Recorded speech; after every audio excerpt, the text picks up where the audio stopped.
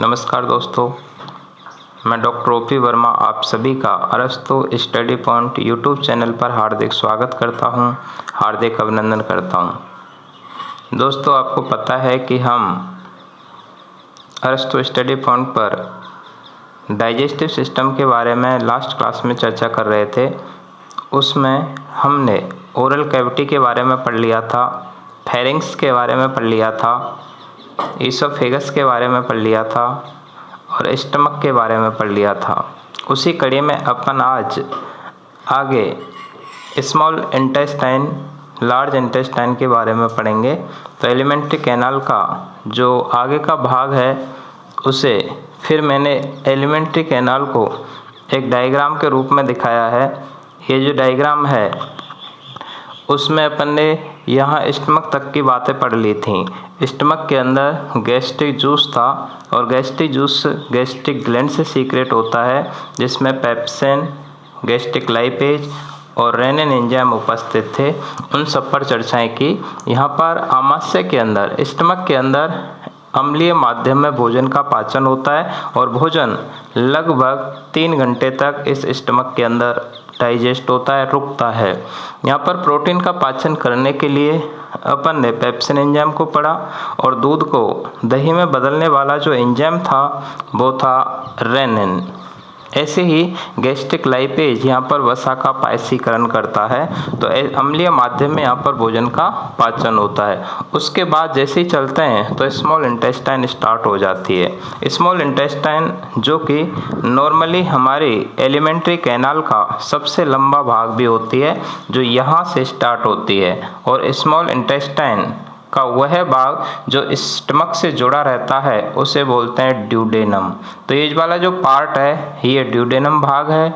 यहाँ पर ये वाला पार्ट इसे जेजुनम कहते हैं और एकदम लास्ट वाला पार्ट होता है उसे इलियम कहते हैं। गृहिणी, मध्यांत्र और सुधांत्र या ड्यूडेनम, जेजुनम और इलियम तीनों पार्ट अपन ने लास्ट क्लास में डायग्राम में समझे भी थे। और ये जो ड्यूडेनम वाला पार्ट है ये यू आकार की स्ट्रक्चर होती है। ये ड्यूडेनम जो कि लगभग 25 सेंटीमीटर के लगभग लंबाई का होता है, यह यू आकार की शेप है, जिसके अंदर इनमें पैंक्रियाज स्थित होती है। पैंक्रियाज जो कि ग्रीन कलर की एक ग्लैंड होती है, अग्नाशय ग्रंथि है। तो अग्नाशय जो ग्रंथि है वो स्मॉल इंटेस्टाइन के अंदर जो ड्यूडेनम की दोनों आर्म होती हैं, एक डिसेंडिंग आर्म और एक असेंडिंग आर्म, एक अवरोही भुजा, आरोही भुजा, दोनों के अंदर स्थित होती है। और इस पैंक्रियाज की जो डक्ट होती है उसे पैंक्रियाटिक डक्ट, अग्नाशयी नलिका कहते हैं। तो ये अग्नाशयी नलिका है जहाँ से अग्नाशयी रस सीक्रेट होकर के छोटी आंत के अंदर पहुंचेगा। तो छोटी आंत के अंदर जो हमारी स्मॉल इंटेस्टाइन के अंदर पैंक्रियाटिक जूस पहुंचता है वो पैंक्रियाटिक डक्ट के माध्यम से पहुंचता है। ये लिखा मैंने कॉमन वाइल डक्ट। ये सहपित्त वाहिनी, ये सहपित्त वाहिनी पित्ताशय से पित्त रस को लेकर के आती है। तो जो सहपित्त वाहिनी है ये पित्ताशय से, गॉल ब्लैडर से पित्त रस को कहाँ छोड़ेगी? ये स्मॉल इंटेस्टाइन के ड्यूडेनम पार्ट में। तो ड्यूडेनम पार्ट के अंदर 2 डक्ट खुलती हैं, एक कॉमन बाइल डक्ट और एक पैंक्रियाटिक। एक सहपित्त वाहिनी, एक अग्नाशय नलिका। एक से अग्नाशय रस आएगा, एक से पित्त रस आएगा। ध्यान रहे कि दोनों ही जो रस हैं वो छोटी आंत के अंदर क्षारीय माध्यम में भोजन का पाचन करते हैं। तो इन जगहों पर भोजन का जो पाचन का माध्यम रहता है वो क्षारीय रहता है। जिस जगह पर ये कॉमन बाइल डक्ट खुलती है उस छिद्र पर एक स्फिंक्टर होता है, अवरोधनी होती है, जिसे स्फिंक्टर ऑफ ओडाई के नाम से जानते हैं। तो ये स्फिंक्टर ऑफ ओडाई नाम का छिद्र होता है। आगे का जो पार्ट है वो जेजुनम और लास्ट में है इलियम। ये जो इलियम है, इस इलियम का अंतिम भाग हल्का फूला हुआ सा रहता है। इलियम का अंतिम भाग हल्का फूला हुआ रहता है जिसे सैकुलस रोटंडस कहा जाता है। तो सैकुलस रोटंडस इस इलियम का अंतिम भाग जो बड़ी आंत से जुड़ा रहता है वो हल्की सी फूली हुई संरचना का निर्माण करता है, इसे सैकुलस रोटंडस कहा जाता है। इधर मैंने स्मॉल इंटेस्टाइन का ट्रांसेक्शन लिया और स्मॉल इंटेस्टाइन के ट्रांसेक्शन के अंदर उसकी जो हिस्टोलॉजी होती है उसमें कौन सी परत होती हैं उन पर हल्का सा प्रकाश डालने की कोशिश की है, जिसमें स्मॉल इंटेस्टाइन के अंदर 4 परत होती हैं। जो सबसे अंदर की परत सिरोसा, उसके बाद मस्कुलर, फिर सबम्यूकोसा और म्यूकोसा, ऐसे करके इसमें 4 आंतरिक परतें होती हैं। जो बाहर की परत है जिसे म्यूकोसा लेयर कहते हैं, उस म्यूकोसा के अंदर फिंगर लाइक प्रोजेक्शंस होते हैं, उंगली नुमा उभार होते हैं। ये जो उंगली नुमा उभार हैं, इन उंगली नुमा उभारों को बोलते हैं विलाई या रसांकुर। तो जो विलाई या रसांकुर हैं, ये म्यूकस लेयर जो होती है उसमें निकलने वाले फिंगर लाइक प्रोजेक्शंस होते हैं, उंगली नुमा उभार होते हैं, जो सरफेस एरिया को बढ़ा देते हैं। इन्हीं विलाई के ऊपर ग्रुप में छोटे छोटे से लगभग 1 माइक्रोन की साइज के 1 माइक्रोन की साइज के छोटे छोटे प्रोसेस और निकले रहते हैं। इन 1 माइक्रोन की साइज के छोटे छोटे प्रोसेस या प्रवर्ध को बोलते हैं माइक्रोविलाई, सूक्ष्मांकुर। तो सूक्ष्मांकुर और रसांकुर, इनकी वजह से स्मॉल इंटेस्टाइन का सरफेस एरिया अन्य भागों की अपेक्षा सबसे ज़्यादा होता है। ध्यान रहे कि ये जो विलाई हैं, रसांकुर हैं, ये यहाँ स्मॉल इंटेस्टाइन में होते हैं, जबकि बड़ी लार्ज इंटेस्टाइन के अंदर इनका अभाव होता है, इनकी कमी होती है। सबसे ज़्यादा इनके अंदर माइक्रोविलाई होने की वजह से यहाँ का सरफेस एरिया भी ज़्यादा होता है। ये जो माइक्रोविलाई हैं, इन्हीं की वजह से यहाँ इस वाले भाग में ब्रश बॉर्डर स्ट्रक्चर का निर्माण होता है। कौन सी संरचना बनती है? Brush border. ब्रश बॉर्डर शब्द तब यूज करते हैं जब एपिथेलियल जो लेयर होती है, बाहर की परत होती है, उस पर माइक्रोविलाई उपस्थित होते हैं। इन सभी की वजह से सरफेस एरिया ज़्यादा, अतः भोजन का सर्वाधिक अवशोषण भी कहाँ पर होगा? छोटी आंत के अंदर होता है, स्मॉल इंटेस्टाइन के अंदर होता है। स्मॉल इंटेस्टाइन के अंदर पाचन से संबंधित कितने रस होते हैं? 2 होते हैं मेनली। एक पैंक्रियाटिक डक्ट लाती है पैंक्रियाटिक जूस को, बाइल डक्ट लेकर आती है बाइल जूस को। इसके अलावा यहाँ पर इंटेस्टाइनल जूस भी होता है, आंतरीय रस भी होता है। इन सभी की वजह से यहाँ छोटी आंत के अंदर भोजन का पाचन और अवशोषण दोनों ही ज़्यादा होते हैं। इन जगहों पर ब्रूनर्स ग्रंथि भी पाई जाती हैं। जो स्मॉल इंटेस्टाइन होती हैं, इस स्मॉल इंटेस्टाइन के अंदर ब्रूनर्स ग्लैंड भी होती हैं, और जो ब्रूनर्स ग्लैंड होती हैं उनसे एक क्षारीय चिपचिपा पदार्थ स्रावित होता है। क्षारीय पदार्थ स्रावित होता है। क्षारीय होता यह है कि जब स्टमक के अंदर भोजन का पाचन होता है, तो भोजन का पाचन स्टमक के अंदर अम्लीय माध्यम में होता है, जबकि स्मॉल इंटेस्टाइन के अंदर ये क्षारीय माध्यम होता है। क्योंकि यहाँ पर जो इंटेस्टाइनल जूस होता है, आंतरीय रस होता है, उसकी pH लगभग 7.5 से ज़्यादा 8 तक रहती है। उससे जैसे ही अम्लीय माध्यम से भोजन क्षारीय माध्यम में जाएगा, तो जो अम्लीयता होती है भोजन के अंदर, उसको न्यूट्रल करने का काम करता है ये ब्रूनर्स ग्रंथि से स्रावित होने वाला क्षारीय पदार्थ या म्यूकस। ये इनसे स्रावित होता है और इसका काम होता है उस अम्लीयता को नष्ट कर देना। इसीलिए यहाँ पर क्षारीय अवस्था में भोजन का पाचन होता है। आगे देखें तो ये जो वाला पार्ट है, माइक्रोविलाई जो म्यूकस वाली लेयर है, उसके नीचे होती है सबम्यूकोसा लेयर, और सबम्यूकोसा लेयर के अंदर ब्लड वेसल्स होती हैं, ब्लड कैपिलरीज होती हैं। ब्लड कैपिलरी जो इस भाग के अंदर न्यूट्रिशन सप्लाई का काम करती हैं। यहाँ मस्कुलर लेयर होती है। हमारी जो स्मॉल इंटेस्टाइन है, उस स्मॉल इंटेस्टाइन के अंदर लॉन्जिट्यूडिनल मसल्स होती हैं, अर्थात अनैच्छिक प्रकार की मसल्स होती हैं। अनैच्छिक पेशियों में संकुचन की वजह से, की वजह से यहाँ पर गति होती रहती है। अर्थात जब जीवित मनुष्य होता है तो उसकी लंबाई थोड़ी सी कम, लेकिन मृत्यु के पश्चात लंबाई हल्की सी बढ़ जाती है, क्योंकि इस भाग की जो मसल्स होती हैं वो पहले कॉन्ट्रैक्ट अवस्था में होती हैं, संकुचित रहती हैं, लेकिन मृत्यु के बाद हल्की रिलैक्स हो जाती हैं, शिथिल हो जाती हैं। इसीलिए मृत्यु के पश्चात छोटी आंत की पेशियों के शिथिल हो जाने के कारण लंबाई में हल्की सी वृद्धि हो जाती है, लंबाई बढ़ जाती है। इससे स्मॉल इंटेस्टाइन के अंदर ही इन सब के अलावा 3 प्रकार की कोशिकाएं भी पाई जाती हैं। 3 सेल्स होती हैं, एक तो ब्रूनर्स ग्लैंड है ही सही, इनके अलावा 3 सेल्स और पाई जाती हैं। एक होती हैं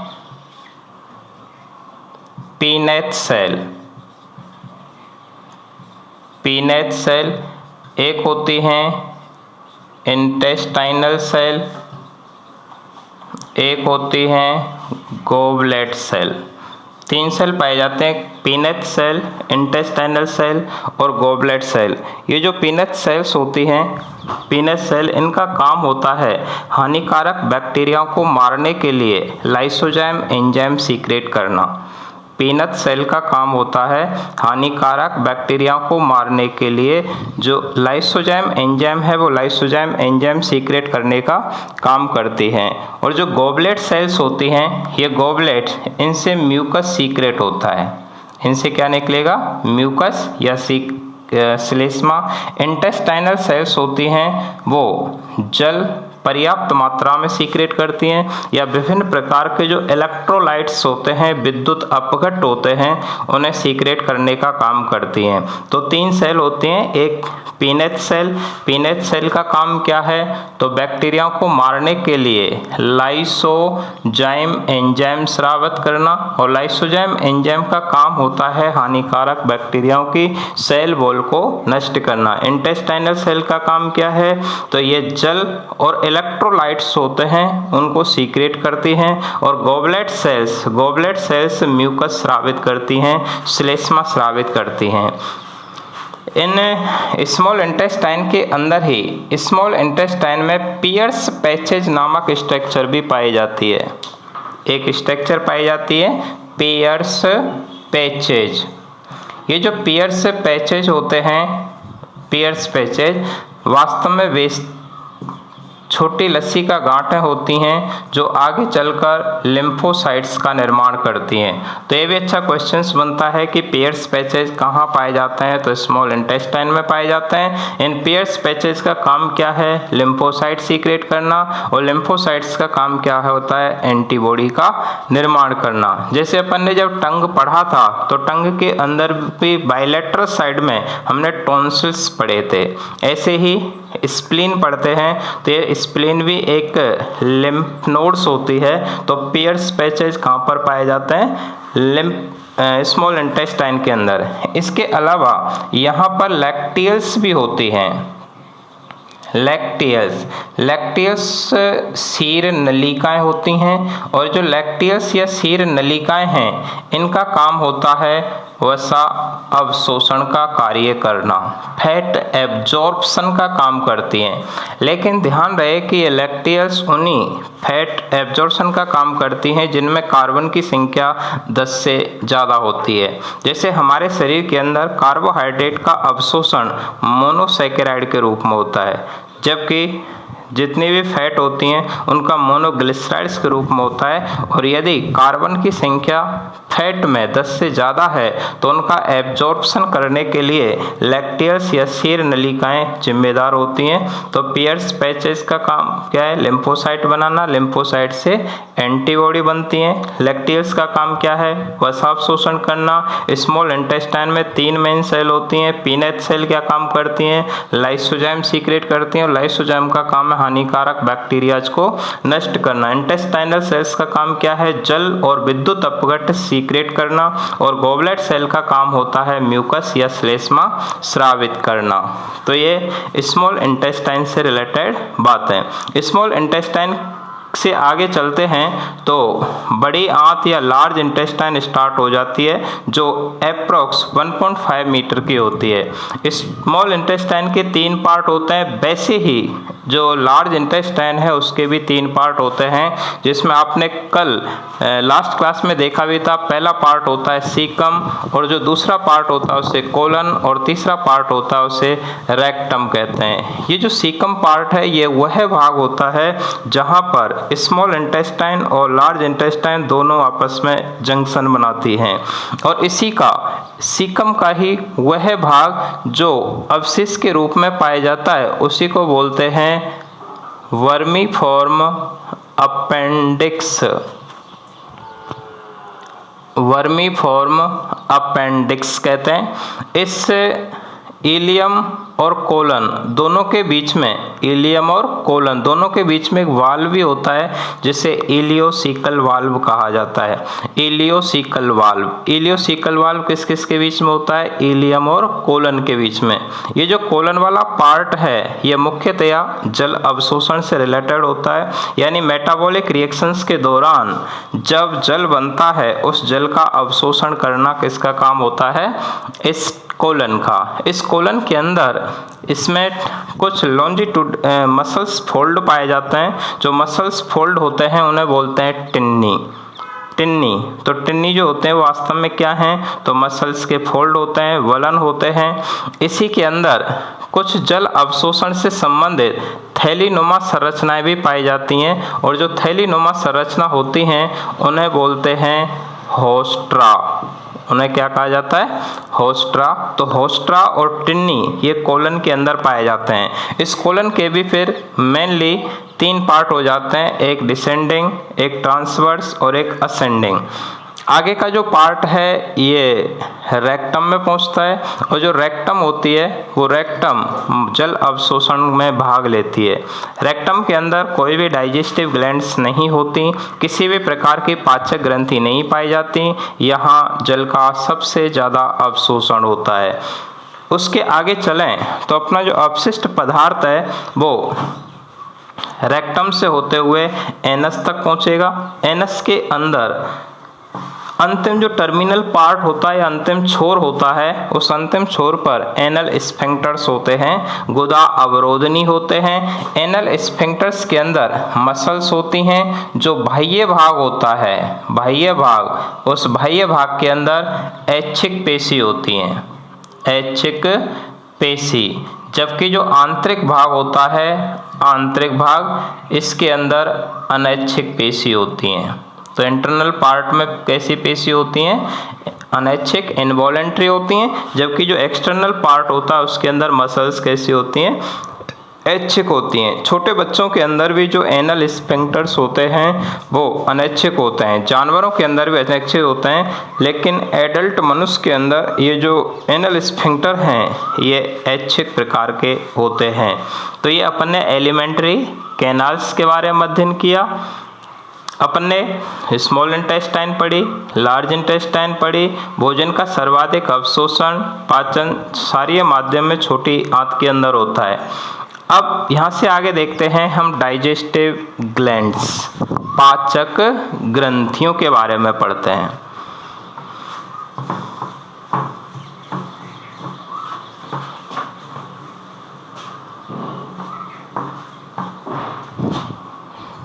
तो नेक्स्ट है पाचक ग्रंथि, डाइजेस्टिव ग्लैंड। पाचक ग्रंथियों के अंदर अपन ने ओरल कैविटी पढ़ी, और ओरल कैविटी जब पढ़ी थी तो ओरल कैविटी के अंदर विशेष प्रकार की एक्सोक्राइन ग्लैंड पाई जाती हैं जिन्हें अपन सलाइवरी ग्लैंड कहते हैं। तो हमारी ओरल कैविटी के अंदर कौन सी पाचक ग्रंथि होती हैं? तो लार ग्रंथि। लार ग्रंथियों को अपन लास्ट क्लास में पढ़ चुके हैं। ये आपने मनुष्य के अंदर 3 जोड़ी पढ़ी थी। मनुष्य में कितनी जोड़ी पढ़ी थी? 3 जोड़ी। पहली पैरोटिड, दूसरी सबलिंगुअल और तीसरी सब मैक्सिलरी या सब मैंडिबुलरी। लार जो प्रतिदिन लगभग 1.5 से 2 लीटर स्रावित होती है, जिसके अंदर लाइसोजाइम एंजाइम पड़ा था। लाइसोजाइम एंजाइम का काम होता है हानिकारक बैक्टीरियाओं को नष्ट करना। दूसरा टाइलिन या अल्फा एमाइलेज पड़ा था, जिसका काम होता है स्टार्च को माल्टोज में बदलना। और लार हल्की अम्लीय प्रकृति की होती है, लगभग pH 6.8 के इधर उधर होती है, लेकिन pH 5.5 से कम नहीं होनी चाहिए, क्योंकि 5.5 से जब लार की pH कम होती है तो ओरल कैंसर, मुख का कैंसर होने की संभावना बढ़ जाती है। तो मुख का कैंसर होने की संभावना तब बढ़ती है जब लार की pH 5.5 से कम होने लगती है, क्योंकि 5.5 की जो वैल्यू होती है वो critical critical pH of saliva होती है, क्रिटिकल, वहां से एक रिस्क पीरियड स्टार्ट हो जाती है। तो ये लार ग्रंथि अपन लास्ट क्लास में ही पढ़ चुके हैं। दूसरी डाइजेस्टिव ग्लैंड में आती है लीवर या यकृत, तो अपन पढ़ते हैं यकृत। और तीसरी जो होती है अग्नाशय, अग्नाशय पैंक्रियाज, पैंक्रियाज अग्नाशय के बारे में। तो अपन लार के बारे में तो पढ़ चुके हैं, अब पढ़ेंगे लीवर के बारे में। लीवर, यकृत, यकृत से रिलेटेड बातें।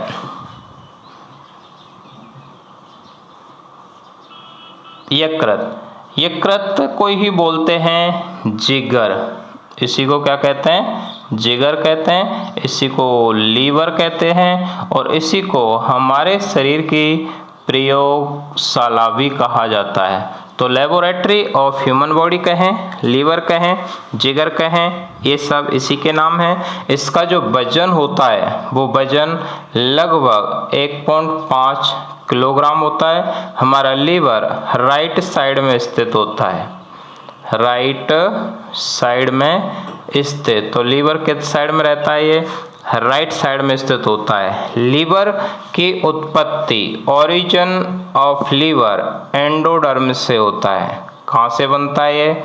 एंडोडर्म, एम्ब्रियोनिक स्टेज के अंदर एंडोडर्म से बनता है। वैसे भी ध्यान रहे कि आर्नाल के जो ज़्यादातर भाग होते हैं उसमें ओरल कैविटी और पोस्टीरियर पार्ट एनस को छोड़ दिया जाए तो अधिकांश भाग एंडोडर्म से ही बने होते हैं। एलिमेंट्री कैनाल के अधिकांश भाग किससे बनते हैं?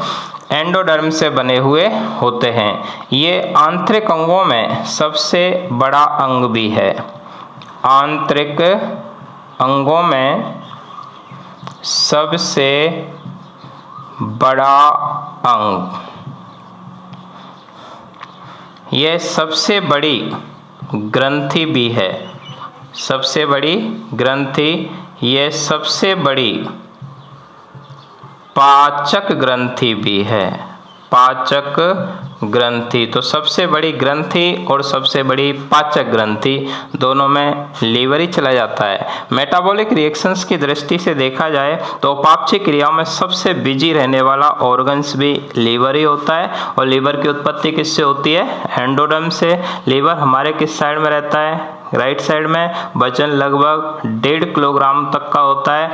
लीवर के बाहर की साइड में जो आवरण होते हैं, 2 आवरण होते हैं। एक को बोलते हैं सीरस कैप्सूल और एक को बोलते हैं ग्लिंसन कैप्सूल।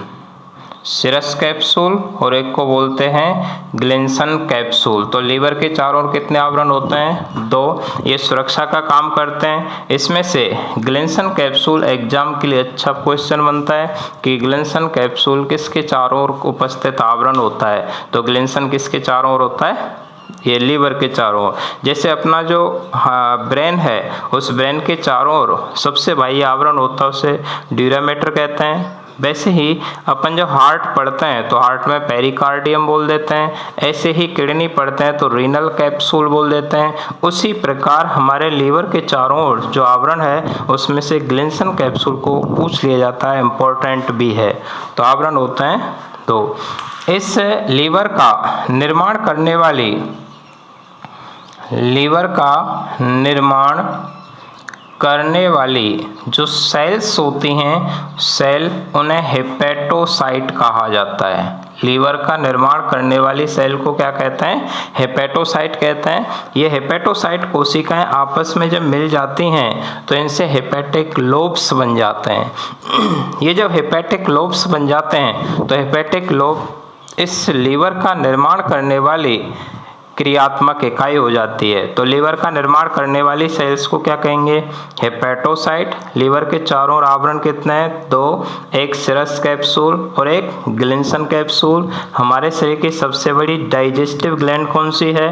तो कौन सी है? लीवर। शरीर की सबसे बड़ी ग्लैंड भी कौन सी है? लीवर। आंतरिक अंगों में सबसे बड़ा अंग भी कौन सा है? लीवर। लीवर की उत्पत्ति एम्ब्रियोनिक स्टेज में किससे होती है? एंडोडर्म से। और लीवर का वजन लगभग 1.5 किलोग्राम्स के इधर उधर होता है।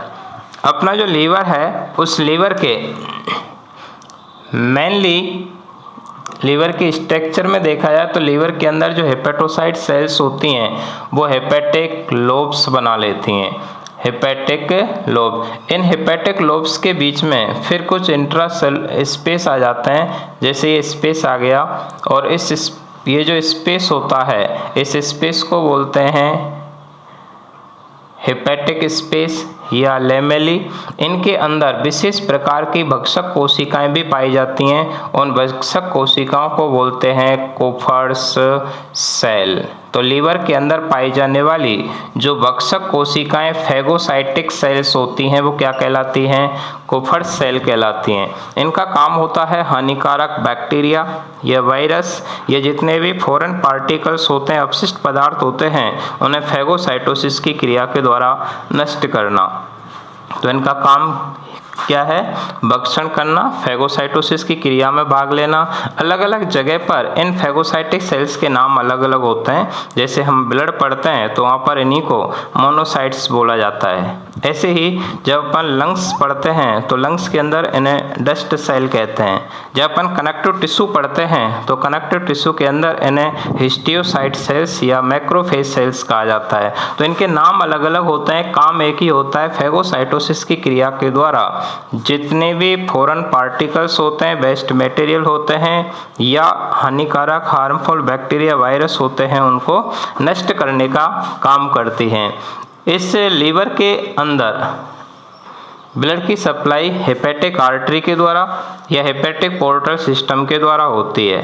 हेपेटिक आर्टरी या हेपेटिक पोर्टल सिस्टम के द्वारा इसमें लीवर में ब्लड की सप्लाई होती है। लीवर के जो बड़े पार्ट होते हैं वो मेनली दो होते हैं। एक पार्ट होता है राइट सेंट्रल लोब और एक होता है लेफ्ट सेंट्रल। दो छोटे लोब और भी माने जाते हैं, एक को बोलते हैं chordate lobe,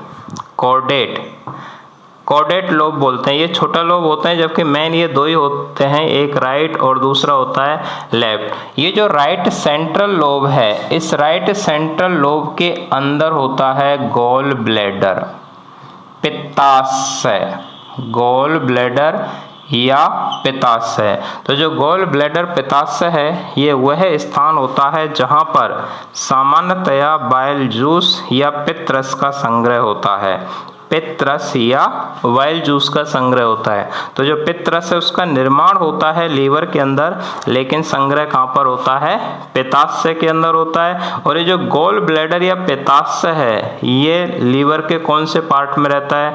right central lobe के अंदर होता है। राइट सेंट्रल लोब जो सबसे बड़ा लोब भी होता है। इस पित्ताशय के अंदर, गॉल ब्लैडर के अंदर जब कोई पथरी बन जाती है या स्टोन बन जाती है, उसे कोलिसिस्टोस्टेसिस कहा जाता है। तो कोलिसिस्टोस्टेसिस का मतलब होता है पित्ताशय के अंदर, गॉल ब्लैडर के अंदर पथरी बनना, स्टोन बन जाना। तो स्टोन कहाँ, यदि गॉल ब्लैडर में बनी है तो उसे क्या बोलेंगे? कोलिसिस्टोस्टेसिस। ये जो गॉल ब्लैडर है ये कौन से भाग में होता है? राइट सेंट्रल लोब में होता है। लीवर किस साइड में रहता है? राइट साइड में। इस लीवर के अंदर से निकलने वाली जो डक्ट होती है उसे बोलते हैं हेपेटिक डक्ट, हेपेटिक डक्ट। और हेपेटिक डक्ट राइट और लेफ्ट दोनों आपस में जब मिल जाती हैं, उसी के अंदर से एक सिस्टिक डक्ट निकल जाती है, तब उसे कॉमन वाइल डक्ट कहते हैं। कॉमन वाइल डक्ट, सामान्य पित्त वाहिनी। सामान्य पित्त वाहिनी जो भी आपने यहाँ पर ड्यूडेनम के अंदर लिखी थी, वो ड्यूडेनम के अंदर जाकर के खुलती है, अर्थात पित्त रस को कहाँ पर छोड़ देती है? ड्यूडेनम में। तो ड्यूडेनम के अंदर पित्त रस को ले जाने वाली जो डक्ट होती है उसे कॉमन वाइल डक्ट कहते हैं। और कॉमन वाइल डक्ट जो होती है वो हेपेटिक डक्ट और सिस्टिक डक्ट दोनों के आपस में मिलने की वजह से बनती है। इससे लीवर से रिलेटेड कुछ एक मेन डिजीज भी होते हैं। तो लीवर के रोग जिनमें डायरेक्ट ही पूछ लेते हैं, जैसे पीलिया, पीलिया, जॉन्डिस। पूछ लेते हैं कि पीलिया में मुख्यतः कौन सा अंग प्रभावित होता है, तो ये कौन सा अंग प्रभावित होता है, लीवर। पीलिया तब होता है जब बिलीरुबिन पित्त वर्णक की मात्रा ज़्यादा हो जाती है। यदि बिलीरुबिन पित्त वर्णक की मात्रा ज़्यादा हो जाती है तब उससे होता है पीलिया। या लीवर सिरोसिस, लीवर सिरोसिस। ये जो लीवर सिरोसिस है ये एथिल अल्कोहल के सेवन से होता है। एथिल अल्कोहल के नियमित सेवन की वजह से पहले लीवर की साइज बढ़ जाती है, हेपेटोमेगैली, और लास्ट में क्या हो जाता है, लीवर सिरोसिस। लीवर सिरोसिस का नॉर्मल मतलब होता है ब्लीडिंग फ्रॉम लीवर, लीवर से इंटरनल ब्लीडिंग होती रहती है जो एथिल अल्कोहल के सेवन की वजह से होती है। यहाँ पर एथिल अल्कोहल है और यदि मेथिल अल्कोहल पूछा जाए तो मेथिल अल्कोहल की वजह से अंधापन होता है। तो अंधेपन का कारण क्या होता है, मेथिल अल्कोहल, और लीवर सिरोसिस का कारण क्या होता है, एथिल अल्कोहल होता है। इसके अलावा देखें तो हेपेटाइटिस,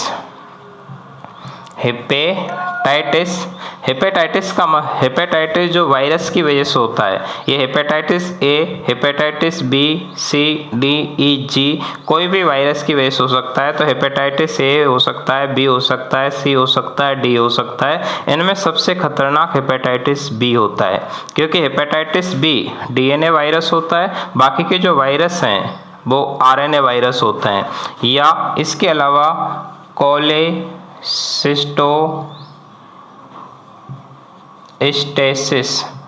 कोलेसिस्टोस्टेसिस का मतलब होता है गॉल ब्लैडर के अंदर स्टोन बनना, गॉल ब्लैडर में स्टोन, पथरी पड़ जाना। तो पित्ताशय के अंदर जब पथरी पड़ जाती है तब उसे क्या बोलते हैं, कोलेसिस्टोस्टेसिस के नाम से जानते हैं। जब लीवर की साइज नॉर्मल से ज़्यादा होती है तब उसे बोलते हैं हेपेटोमेगैली। हेपेटोमेगैली का मतलब होता है लीवर की साइज का बढ़ना। तो लीवर की साइज का नॉर्मल से ज़्यादा होना क्या कहलाता है, हेपेटोमेगैली कहलाता है। ये अपन ने लीवर की स्ट्रक्चर से रिलेटेड बातें की। लीवर के जो फंक्शंस होते हैं वो फंक्शंस इम्पोर्टेंट हैं जिनके बारे में अपन नेक्स्ट क्लास में अध्ययन करेंगे। Thanks to all. बने रहिए आप परस्तु स्टडी पॉइंट्स पर, रेगुलर स्टडी करते रहें, घर पर रहें, सुरक्षित रहें। यहाँ से आगे की बातें नेक्स्ट क्लास में करेंगे।